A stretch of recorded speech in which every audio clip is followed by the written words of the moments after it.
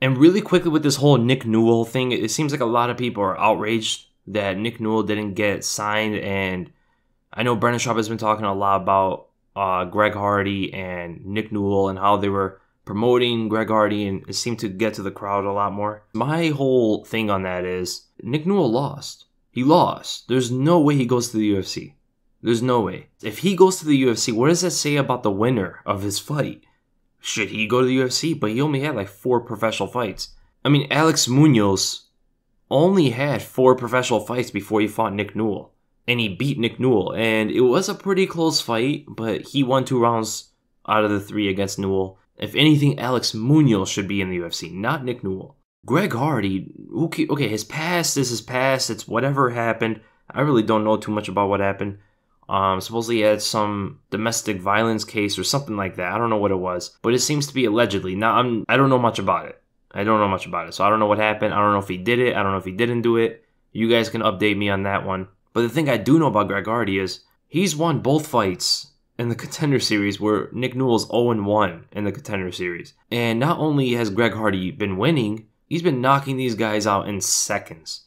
And he's a heavyweight, and he's a name that a lot of people would like to see fight. Either they want to see him lose, and some of them are just excited to see this guy just be a brute in there. Nick Newell lost to a guy who was 4-0, 4 professional fights, and he hadn't fought for nearly 2 years prior to that fight. Greg Hardy also fought someone who was 4-0. He fought Austin Lane in his first fight, professional fight, and he knocked him out in 57 seconds.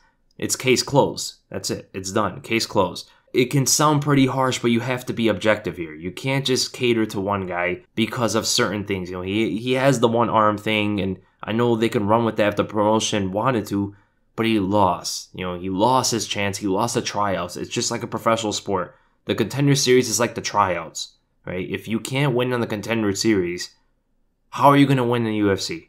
How is this going to happen? Do you really want to see Nick Newell get in there in the lightweight division and go scrap it out with some guys, some of the top fighters in the world? If he can't beat Alex Munoz, who is he going to beat in the UFC? Honestly, he might get seriously hurt.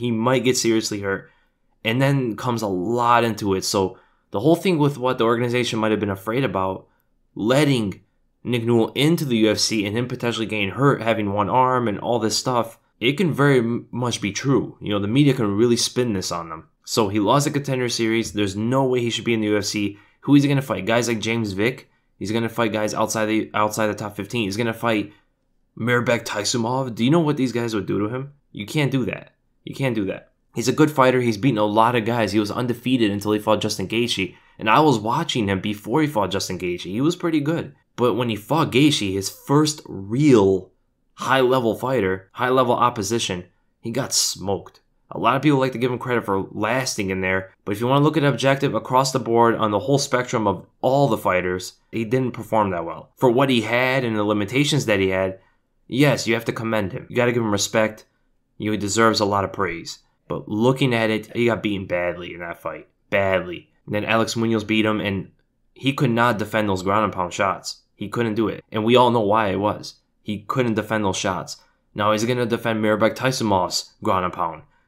That's not going to be pretty. So now it's kind of unfair to say Mirbek Taisumov because he obviously deserves to be in the top 15. But you look at other guys like Olivier Aubin-Mercier or Damian Brown or even Gilbert Burns. Is he going to last with these guys? I don't think so, man. So I think it's the best thing to not let him in the UFC now.